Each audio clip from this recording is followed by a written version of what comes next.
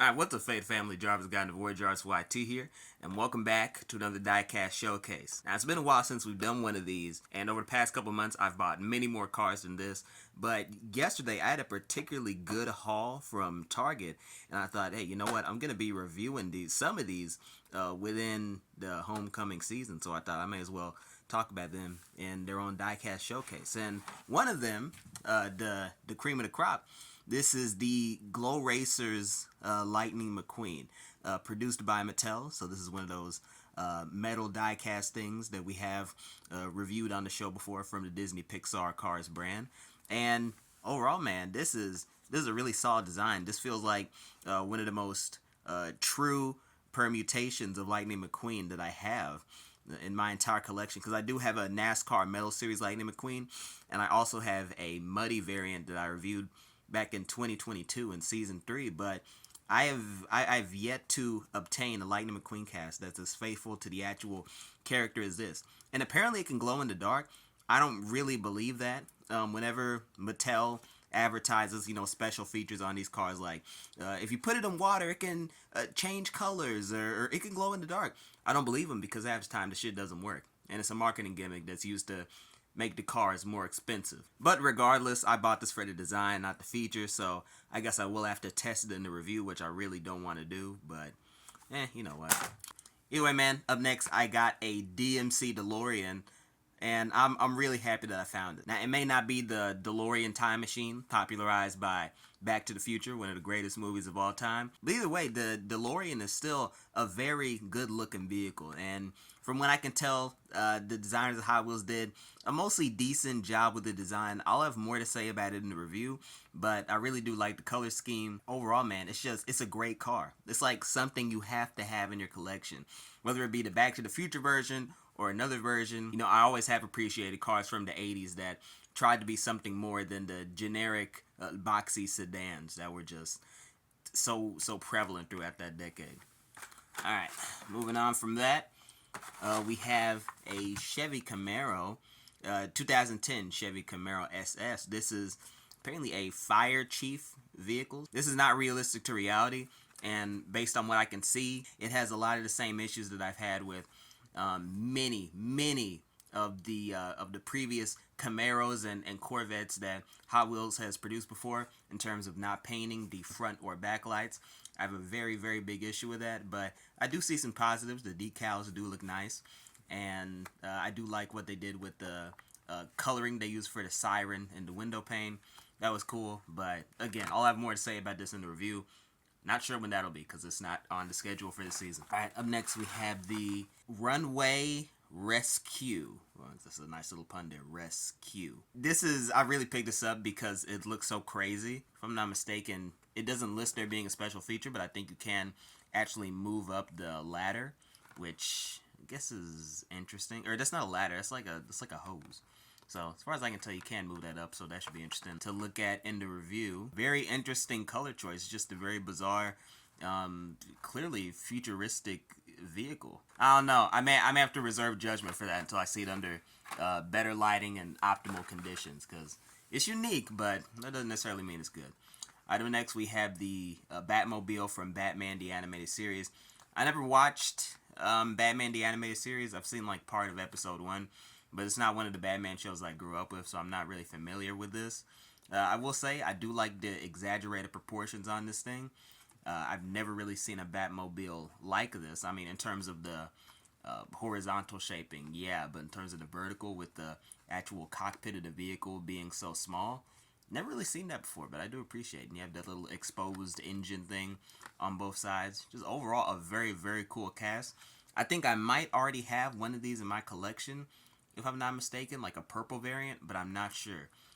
Either way, if I were to do a review on this, I would be reviewing this gold variant, just because it would look better under the lighting setup that I currently have right now. So, alright, up next we have the 1987 Ford Sierra Cosworth. I'm really not sure exactly what the point of this car is. I mean, it looks interesting. There's some nice decal work, but in terms of the overall body shaping, it's not really my thing. It's a bit too 80s for me, and it makes the front look sort of ugly. and the back isn't much to write home about either. So, man, I can already tell my review for this isn't going to be particularly positive, which is a shame because they did some nice work with the decal and coloring. It's just, I don't know if, Mattel really made the right choices when it comes to shaping and the front and the back of the vehicle. I don't know. We'll see. Maybe my opinion will have changed later in this year. All right, next we have Matt and Debbie Hayes 1988 Pro Street Thunderbird. Okay, if I'm not mistaken, I might already have this, along with the 2 other Ford Thunderbirds that I currently own. Yeah, man, first impressions, it's still a solid looking vehicle, really nice colors, and like I said, I probably do have the exact same cast in my collection, but as far as I can tell, it is a different permutation, so it's just a really pretty unique design. I don't know, it's pretty solid. I gotta look up the history of this because it says Matt and Debbie Hayes. I'm not sure who they are. All right, up next we have the 84 Pontiac Firebird. I actually do own a couple of these, but I think they're the Knight Rider versions because if I'm not mistaken, the classic TV show Knight Rider used Pontiac Firebird to represent Kit, a talking car character. And this isn't exactly the same. I think they modified it for the show. And I don't even think this is the same year, honestly. But overall, man, it's still I still really like collecting Pontiacs because, I mean, they don't make them in real life. And I kind of touched on this in my Pontiac GTO video from earlier in the season. Just the fact that these were such a staple of American automobiles, that so many people had Pontiac, so many people trusted the brand, and then they just completely went under, and there was really no good reason for it. That's always just fascinated me, and so it's just always good to have Pontiacs in my collection. I think this is what, the 4th one? Hopefully I'll have more. Really, the only other Pontiac I really want is the Pontiac Aztec, but I will settle for another GTO because I really, really like the GTO from the Stars and Stripes thing they did, I think in 2022. All right, and then lastly for the showcase, we've got the tuned twin mill. I have reviewed a couple of tuned cars on Diecast reviews before, and I wasn't really the biggest fan of them. I really did not like the exaggerated proportions, but the main reason I picked this up, I was just so happy to find another twin mill.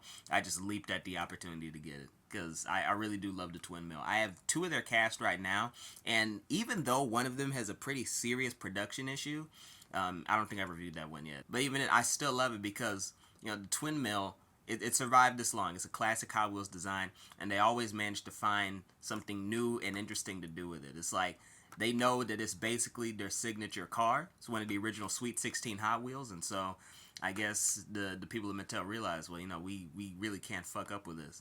And even though this has really fucked up proportions, I still think the overall design is pretty creative, has a lot of thought put into it, so a lot to love about it. And either way, I think that'll do it for this Diecast showcase. It was sort of a smaller one than usual, but that's really the only thing that time would permit me to do because I gotta get out and do something real quick. I actually gotta do it today or else I'm really, really fucked. But yeah, man, those are all the cars I've gotten. Well, yesterday, over the past few months. I think a lot of them I've actually already covered on Diecast Reviews Homecoming, the 6th season. So yeah, man, I think that should do it. I've been your host, Jarvis Godden. Thank y'all for watching. I'm really, really not sure when this video was coming out. It's probably going to come out later in the season. So if I get back on a 2-a-week schedule, then the season should be over by the beginning of March, if I'm not mistaken, or probably by the end of February. I'm not sure. So this should be coming out around the end of February. So either way, man, hope you've all been enjoying this new season. Some of my favorite episodes of Diecast Reviews are in Season 6, and I know at the end of Season 5, on the final, weird commentary episode, I said that I wanted Season 6 to be bigger and better, and I wanted to do different things with the show. And I guess in a way I kind of did and didn't do that. I really wanted to up the production values, increase the camera quality and shit. And while I wasn't able to do that, I felt like making incremental changes with a new season while I had the free time to do it was probably for the best. And that's where the genesis for Homecoming came from. And I'm really happy. Really, really happy with how the newer episodes have turned out. So much better than Season 5. Either way, man, that'll actually be it for me. I'm done rambling. I've been Jarvis God, and stay tuned for more Diecast content. Take care of yourselves. Have a great night. Go with God. And as always, giggity, giggity, giggity, goo. Stick around. There we go. Stick around.